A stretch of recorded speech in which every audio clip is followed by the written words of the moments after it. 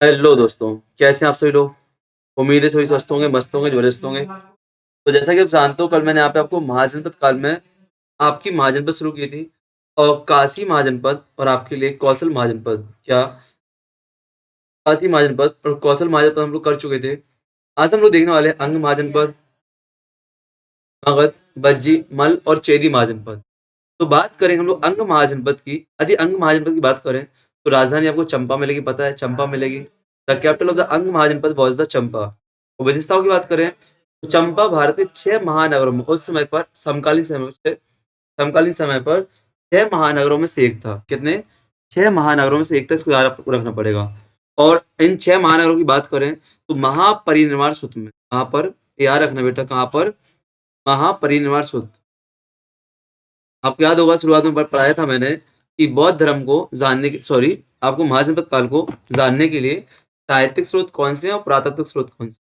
वहां पे देखा था कि महापरिनिर्वाण सूत्र में राजगृह, श्रावस्ती, साकेत, कौशाम्बी, वाराणसी और आपके चंपा जैसे 6 महानगरों की चर्चा की गई। कारण क्या? राजगृह, श्रावस्ती, साकेत, कौशाम्बी, वाराणसी, चंपा। यहाँ पर महापरिनिर्वाण सूत्र में चर्चा की गई। प्राचीन काल में चंपा वैभव, व्यापार, वाणिज्य और बंदरगाह के लिए प्रसिद्ध थी। है ना? अंग का प्रमुख शासक ब्रह्मदत्त ब्रह्मदत्त था। क्या था? अंग का एक प्रमुख शासक कौन था? ब्रह्मदत्त आपको मिलेगा, ब्रह्मदत्त। ठीक है ना? और ये आप देखोगे कि महाभारत काल में अंग नरेश आपको कर्ण मिलते हैं, अंग नरेश कर्ण मिलते हैं, ठीक है ना? मगध की बात करें तो राजधानी राजगिरी गिरिवक्ष थी। बाद में इसकी राजधानी पाटलिपुत्र बन जाती है। बात कर विशेषताओं की तो मगध उत्तर भारत का सबसे शक्तिशाली मोस्ट पावरफुल महाजनपद था। है ना? यह बाद में प्रथम भारतीय साम्राज्य मौर्य एम्पायर की यहाँ पे नींव डलती है। प्रारंभिक शासक मगध का सुनना, मगध का प्रारंभिक शासक वृहद्रथ था। कौन था? वृहद्रथ था। वृहद्रथ वंश था और बाद में हर्यक वंश था जिसमें अजातशत्रु को मिलेगा। कारण ना, प्रारंभिक शासक वृहद्रथ था जिसने क्या, वृहद्रथ वंश की नींव डाली थी। एक मिनट में बैठ जाऊं सही से।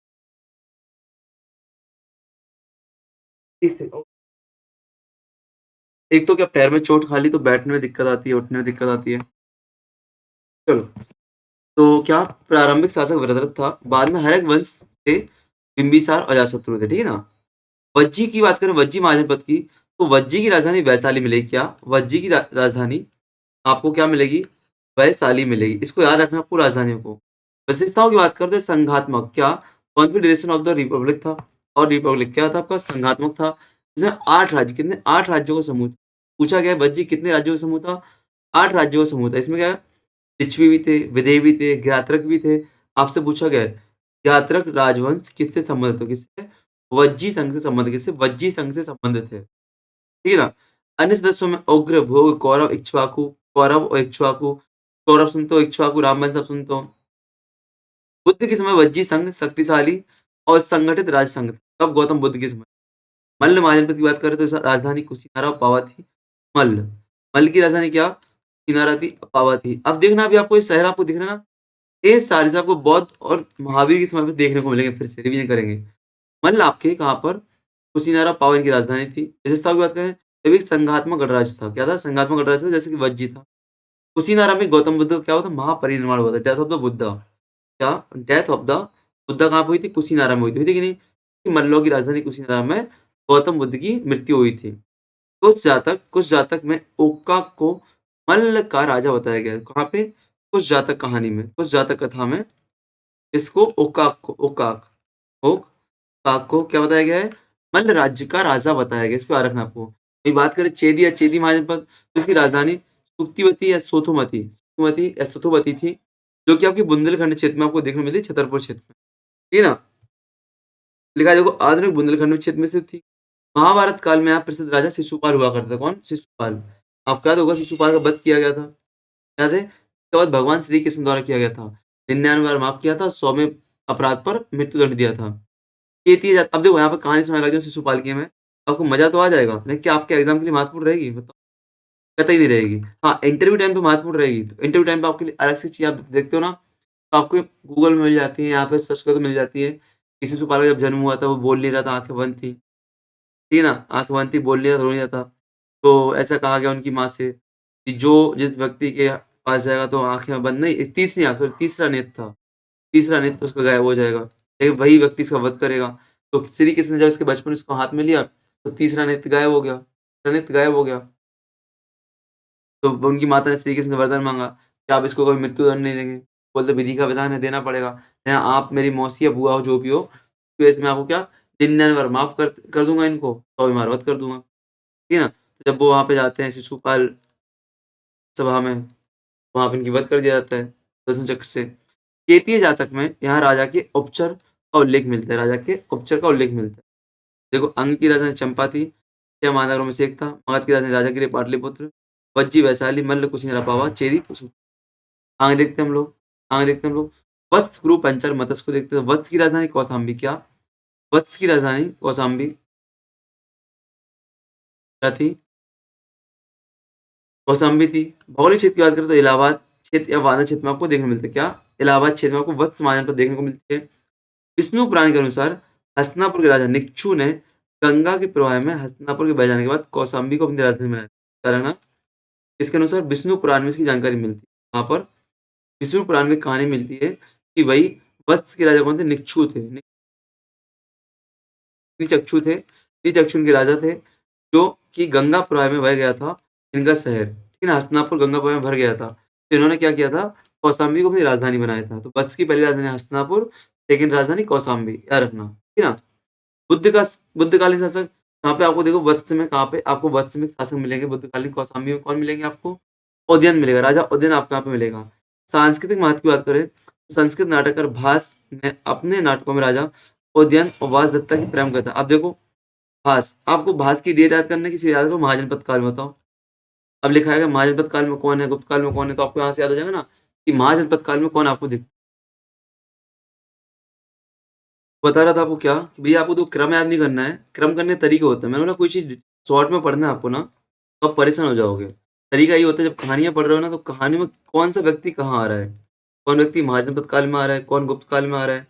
आपको पता है क्रमोलॉजी आपके क्वेश्चन आते हैं सुमेलित करने के लिए, और आपको इस तरीके से याद कर ले भैया, महाजनपद काल में भास महोदय मिलते हैं, जो कि उदयन और वासदत्ता की प्रेम कहानियाँ लिखते हैं। तो आपको याद रहेगा भैया महाजनपद काल के व्यक्तित्व, ठीक है ना? आनंद की अष्टादेवी इसी टाइम की मिलेगी आपको। बात करें राजनीतिक स्थिति की, तो यहाँ पे वत्स, मगध, अवंती के बीच संघर्ष का उल्लेख मिलता है, जब वत्सराज की पराजित होती है। ठीक है, चलो आगे बढ़ते हैं। अब इतनी ये कहानी कोई महत्वपूर्ण नहीं है, यहाँ पे एक व्यक्तित्व थी, आपके नाम का काम किया बस। आपको बढ़िया, तो राजधानी काम की आपकी है, शासक काम का है, राजधानी किसने चेंज की, कहाँ पे लिखा, वो काम का है बस। ठीक है ना? आते हैं कुरु महाजनपद पर, तो कुरु महाजनपद की राजधानी इंद्रप्रस्थ आपको क्या मिलेगी? इंद्रप्रस्थ मिलेगी, यार हमें क्या? इंद्रप्रस्थ मिलेगी। अन्य नगरों में कुरु में हस्तिनापुर, इक्ष्वाकुकर आपको मिलेंगे। बात करें ऐतिहासिक पृष्ठभूमि, तो आपको पता है हस्तिनापुर आपको क्या महाभारत कालीन आपका नगर रहा है हस्तिनापुर। ठीक है ना? बुद्ध के समय पर यहाँ पर कौन कौरव शासक था? क्या? बुद्ध के समय पर कुरु महाजन में कौन कौरव था? कौरव महोदय यहाँ पे शासन कर रहे थे। कौन? कौरव महोदय यहाँ पे शासन कर रहे थे, आपके याद रखना। ठीक है ना? चलो, राजनीति की, तो अर्थशास्त्र और अन्य ग्रंथों में कुरुओं को राज शब्दोपनि कहा गया है। क्या? राज शब्दोपनि कहा गया। अब राज शब्दोपनि का अर्थ क्या होता है? वे राजा जो उपाधि रखते थे, वे जो राजा की उपाधि रखते थे, परंतु पूर्ण सत्ता उनके पास नहीं होती थी, मतलब किसी के अधीन रहे होंगे। क्या? किसी के अधीन रहे होंगे। तो आपसे पूछा जा सकता है कि राज शब्दोपनि का अर्थ क्या है? राज शब्दोपनि का अर्थ क्या है? शब्दोपाजनी का अर्थ क्या है? ध्यान रखना कि वे राजा जो उपाधियां नहीं रखते थे। बात की बात करें तो कुरु राज कबलाई वंशों की संगठनात्मक रचना का उदाहरण है। ठीक है ना? अब पांचाल की बात करते हैं, तो उत्तरी पांचाल और दक्षिणी पांचाल। पांचाल में क्या? उत्तरी नॉर्थ पांचाल और साउथ पांचाल आपको मिलेगा। ठीक है ना? जो कि भागीरथी नदी द्वारा डिवाइड था। क्या? बीच में क्या आपकी भागीरथी नदी, कौन सी? भागीरथी नदी आपकी डिवाइड कर रही है इसको। उत्तरी पंचाल की राजधानी अहि क्षेत्र मिलेगा, अहि क्षेत्र मिलेगा आपको, और काम्पेन मिलेगा। ये अहि क्षेत्र आपके पार्श्वनाथ के, जो जैन तीर्थंकर पार्श्वनाथ 13वीं तीर्थ पार्श्वनाथ है, उनसे संबंधित भी रहेगा आपका। ठीक है ना? तो भागीरथी नदी दोनों हिस्सों को अलग करती है। महात्मपुर नगर में कान्यकुब्ज, इसी राज्य का प्रसिद्ध नगर क्या? कान्यकुब्ज। तो कान्यकुब्ज आपको कहाँ मिलेगा? कहाँ मिलेगा कान्यकुब्ज? आपको पंचाल में मिलेगा, पंचाल में। ठीक है ना? पांचाल का कुरुओं से घनिष्ठ संबंध था। पांचाली थी ना, पांचाली। ठीक है ना? पतन की बात करें, 6वीं शताब्दी से और पंचाल महाजनपद का राजनीतिक महत्व कम हो गया। क्या हो गया? राजनीतिक महत्व कम हो गया। फिर आगे बढ़ते हम लोग। मत्स्य की बात करें तो विराटनगर कहाँ पे? मथुरा के आसपास आपको मिलेगी, जयपुर अलवर के आसपास मिलेगी Viratnagar. The capital of the Matsya Mahajanapada Viratnagar, modern Jaipur Alwar region में। ठीक है ना? राजा विराट ने इस नगर की स्थापना की थी। यहाँ महाभारत कथा के अनुसार क्या 5 पांडवों ने यहाँ पे क्या अज्ञातवास इकॉग्नाइट एक्साइल यहाँ पे निकाला था, अज्ञातवास यहाँ पे निकाला।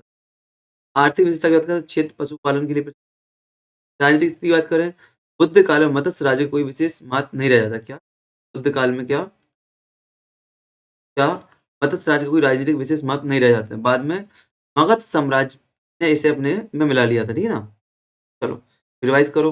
वत्स कहाँ पर, कौशाम्बी उद्यान प्रमुख है। कुरु में कौरव आपको स्थान मिलेगा राजा का। पंचल, ऐचित, काम्पल, मत्स्य में विराट मिलेंगे आपको। ये सारी विशेषताएं यहाँ पे लिख दी गई शॉर्ट में। आगे आते हैं सूरसेन, अस्मक, अवंती, गंधर, कम्बोज। अन्य को देखते हैं हम लोग, जो अंतिम बची हुई आपकी 4-5 महाजनपद स्कोर देखते हैं यहाँ पे हम लोग। कौन कौन सी? सूरसेन, सूरसेन की राजधानी क्या थी? मथुरा थी। क्या थी आपकी? मथुरा। कैपिटल मथुरा आपको मिलेगी। बात करें हिस्टोरिकल डिटेल्स की, प्राचीन यूनानी लेखक इस राज्य को सूर्य सेनोई तथा इसकी राजधानी को मैथुरा मैथुरा कहते थे, याद रखना। यूनानी लेखकों ने क्या नाम दिया इसको? सूरसेन को, याद रखना। इसकी राजधानी सूर्य सुनोई। आपसे पूछ सकता है सूर्य सुनोई कहाँ पे था? मथुरा के आसपास था सूर्य सुनोई, ठीक है। राजधानी को मैथुरा, मथुरा को मैथुरा पढ़ते थे, याद रखना, ठीक है ना। महाभारत और पुराण के अनुसार यहाँ पे उद्यू मतलब यादव वंश का शासन था। यादव वंश, कृष्ण। बुद्ध के समय आगे शासक अवंती पुत्र था, जो कि बुद्ध के प्रमुख शिष्यों में एक था। तो बुद्ध के समय पे आगे शासक कौन था? अवंती पुत्र था, जो कि बुद्ध के प्रमुख शिष्यों में एक था। कहाँ पर? सूरसेन, मथुरा में। बेटा एक एक पॉइंट याद रखना, ये पॉइंट पूरे पीवाईक्यू में दिखे आपको। यादव वंश आगे जाके कई शाखा में विभाजित होता है। अंधक, अंधक, वृष्णि और महाभोज। हाँ मैं मान रहा हूँ आपको एक बार में याद नहीं होगा, लेकिन आप क्लास को 2 से 3 बार रिपीट करेंगे ना, और ऐसे साइड में पॉइंट लिखते हैं तो आपको अच्छे याद हो जाएंगे। मैं ट्राई करता हूँ थोड़ा पॉइंट और अच्छी राइटिंग में लिखूँ आपके लिए, ठीक है ना। भगवान श्री कृष्ण इसी यादव परिवार के संबंधित हैं। अस्मक की बात करें तो अस्मक आपकी दक्षिण भारत की इकलौती है, याद रखना, दक्षिण भारत की एकमात्र महाजनपद है। राजधानी पाटनी, पोटिल, पोतन इसकी राजधानी है। Asmaka was the only mahajanapada located in the southern India, याद रखना, ठीक है ना। गोदावरी कहाँ पे? It was situated along the banks of the Godavari river. Godavari नदी के तट पर थी। According to Purana it was the founded by the ruler of the Ikshvaku dynasty. Ikshvaku वंश के लोगों ने इसकी स्थापना की थी, याद रखना, ठीक है ना। अवंती की बात करें तो उत्तरी अवंती, नदन अवंती, सदन अवंती। उत्तरी अवंती की राजधानी उज्जैनी आपको मिलेगी, जो कि एमपी मिलेगी। और महेशमती आपको यहाँ पे मिलेगी। बाहुबली देखिए, महेशमती राजधानी है। आर्थिक में तो राजनीतिक, आर्थिक, सामाजिक केंद्र है, मतलब सांस्कृतिक केंद्र है। लोहे की खानें यहाँ पे मिलेंगी, लोहे की खानें मिलेंगी। उत्कृष्ट स्थाप अस्त्र शस्त्र के लिए बनाए जाते हैं यहाँ पे, ठीक है। आप समझोगे कि अवंती और अवंती महाजनपद और मगध बहुत दोनों लंबे समय तक क्यों टिकी है? लोहे की खानों की वजह से। तो अवंती भी एक शक्तिशाली लग रहा है ना, इस कारण से क्या सैन्य दृष्टि से शक्तिशाली हो गई आपकी, ठीक है ना। पुराणों के अनुसार इसकी स्थापना किसने? यदु वंश के है ही शाखा ने की थी। अदो आपके लिए एमपी सेट के लिए महत्वपूर्ण हो जाएगा अलग से। है शाखा ने इसकी स्थापना की थी, ब्रांच ऑफ द, तो जब ये एमपी का क्वेश्चन है तो पुराणों के अनुसार यदु वंश के साथ है ने इसकी स्थापना की थी, ठीक है ना। गंधार की बात करें, गंधार की बात करें हम लोग, गंधार की, तो गंधार की राजधानी क्या है आपकी? तक्षशिला है। क्या है? तक्षशिला है। महत्व क्या बात करें, तक्षशिला प्राचीन भारत का प्रमुख व्यापारिक और शैक्षणिक केंद्र था, याद रखना। यहाँ का राजा पुक्सु साथी और पुष्कर सारीन था। क्या यहाँ का राजा? पुक्सु साथी और पुष्कर सारीन था। पुक्कु साथी ने अवंती के राजा चंद्रप्रद्युत को युद्ध में पराजित किया था। क्या पुक्कु साथी ने क्या किया था? अवंती के राजा चंद्रप्रद्युत को युद्ध में पराजित किया था, याद रखना। तक्षशिला में वैदिक चिकित्सा, तंत्र, व्याकरण और नीति शास्त्र की शिक्षा दी जाती थी, याद रख लेना। कहाँ पे? तक्षशिला में, ठीक है ना। गंधार, यहीं पे आपको तक्षशिला में गंधार दिखेगा, तक्षशिला दिखेगा। चंद्रगुप्त मौर्य आपको यहीं से देखेंगे आगे, ठीक है ना। तो प्राचीन भारत का प्रमुख व्यापारिक और शैक्षणिक केंद्र था। यहाँ राजा पुक्कु साथी और पुष्कर आपके प्रमुख राजा यहाँ पे थे, ठीक है ना। पुष्कर यहाँ पे आपके प्रमुख राजा थे, ठीक। तक्षशिला में वैदिक चिकित्सा, तंत्र, व्याकरण, नीति शास्त्र की शिक्षा दी जाती थी। कम्बोज की बात करें तो राजधानी राजपुर है, हाटक है। कम्बोज की राजधानी क्या है? राजपुर है या हाटक इसको कहेंगे। स्थान दक्षिण पश्चिम कश्मीर में हमने देखा था, और कफरिस्तान में आपको फैला हुआ है। आर्थिक विशेषताओं की, तो कम्बोज आपके सुपीरियर हॉर्स के लिए जाना जाता है, श्रेष्ठ घोड़ों के लिए जाना जाता है। स्कॉटलैंड ने कम्बोज को वातास वातास्त्रपोजी संघ कहा है। क्या? वार्तास्त्रपोजी संघ कहा है, अर्थात ऐसा समुदाय जो कृषि, पशुपालन, वाणिज्य और शस्त्र निर्माण में अपनी आजीविका चलाता हो। इसके प्रमुख नगर राजपुर, द्वारिका, कपिसी इसके प्रमुख नगर थे कम्बोज के, ठीक है, याद रखना। ये आपकी पूरी 16 महाजनपद हो गई है, पूरी खत्म, पूरी खत्म, 16 महाजनपद खत्म। टूर से मतलब पूरी 16 महाजनपद डिटेल में देख ली, 2 पार्ट, कल एक पार्ट हो गया था, आज दूसरा पार्ट। अभी हम लोग क्या पढ़ेंगे? इन महाजनपदों की शासन प्रणाली कैसी थी? अंगुत्ता निकाय के अनुसार महाजनपदों की शासन प्रणाली कैसी थी? मैं चाहूँ तो आपको इसी क्लास में करा दूँ, लेकिन नहीं, बाद में आवाज़ की दिक्कतें आती हैं, इसलिए हम क्या करें, स्लो में एक-एक छोटी-छोटी वीडियो बना रहे हैं, इसमें कर रहे हैं। सेकंड जो इसका रहेगा लेक्चर, सेकंड लेक्चर बुद्ध के 10 समय के 10 गणराज्य रहेंगे। अब वो सभी गणराज्य जो आप पढ़ चुके हैं, वो इसमें आने वाले हैं। ये गणराज्य आपसे पूछे गए हैं, ये गणराज्य आपसे पूछे गए हैं, ठीक है ना? ठीक है ना? तो मिलते हैं नेक्स्ट क्लास में। नेक्स्ट क्लास में छोटी क्लास रिकॉर्ड करो, अगर आपको बता दे रहा हूँ बार-बार कि आवाज़ में दिक्कत आती है, तो आपको परेशान नहीं होना पड़ता है। एक छोटी सी सीमित समय में आपकी आवाज़ चेंज हो जाती है, ठीक है ना? यदि बड़ी क्लास करता हूँ, यहाँ पे सुन तो पा नहीं रहा हूँ मैं, लाइव तो बैठा नहीं हूँ। यदि आवाज़ में दिक्कत आ रही है, तो पूरी क्लास बेकार जाती है। तो यदि मैं 1.5 से 2 घंटे की क्लास रिकॉर्ड करता हूँ, पूरी आवाज़ बेकार, तो मेरी मेहनत बेकार और आपके लिए सुनने में मज़ा नहीं आता है, ठीक है ना? तो मिलते हैं नेक्स्ट क्लास में। Best of luck. जय हिंद, जय भारत। क्लास का नोटिफ़िकेशन आप तक नहीं पहुँच पा रहा है, क्लास देखो टाइम पे नहीं है, आपको रिकॉर्डिंग क्लास मिलनी है, तो आप प्लेलिस्ट को फॉलो करते जाओ और डेली चेक करो। डेली 2 से 3 क्लास आपकी अपलोड हो रही है उसमें, ठीक है ना? चलो।